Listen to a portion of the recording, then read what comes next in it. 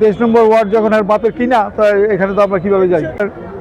যেখানে আপনার মার্কেটগুলো আছে, দোকানপাট আছে ওইখানে, কারণ ওইখানে ছাড়া তো বাইরে লোকের সমাগম খুব একটা নাই, কারণ বাসাবাড়িতে লোকজন বাসাবাড়ির ভিতরে থাকে, আমরা ভিতরে ঢুকি না।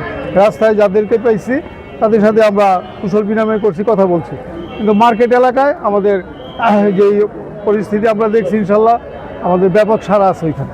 নির্বাচন হলে ভবিষ্যৎ পরিকল্পনা অনেক পরিকল্পনা, এত শর্ট সময় এত কথা বলা যাবে। মূল কথা হইল আমাদের এই নারায়ণগঞ্জ অবহেলিত, দীর্ঘদিন থেকে অনেক এমপিরা এখানে নির্বাচিত হয়েছিলেন, কিন্তু তারা নারায়ণগঞ্জে তেমন কোনো উন্নয়ন সাধন করেন না। কিন্তু আমি ইনশাল্লাহ আমার ইচ্ছা বা আমার যেটা পরিকল্পনা বা যেটা স্বপ্ন, যে নারায়ণগঞ্জটাকে আমরা আধুনিক নারায়ণগঞ্জ শহর হিসেবে আমরা গড়ে তুলব ইনশাল্লাহ। আমি ইনশাল্লাহ আমার ভোটারদের যথেষ্ট সমর্থন পাচ্ছি, এবং নারায়ণগঞ্জ সদরে বন্দরে সব জায়গায় ইনশাল্লাহ সমর্থন আছে। তো আমি আশাবাদী ইনশাল্লাহ ভোটাররা আমাকে যেভাবে আমাকে তারা অ্যাকসেপ্ট করতেছে, এতে আমি আশাবাদী যে আমি ইনশাল্লাহ 100 আমি নির্বাচিত হব, কামিয়াব হব ইনশাল্লাহ। না, এটা সঠিক না, এটা সত্য না। এটা আমরা করছি, তবে আপনি যেভাবে বললেন এইভাবে না।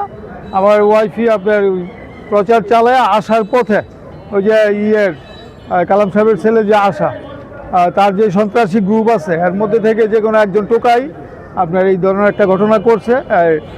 তারপর তো আমাদের লোকজন আছে, তারা মানে করে সে বলতে আছে যে আপনারা 23 নম্বর ওয়ার্ডে কোনো রকম প্রচার করবেন না। তো 23 নম্বর ওয়ার্ড যখন আর বাপের কিনা, তো এখানে তো আমরা কীভাবে যাই?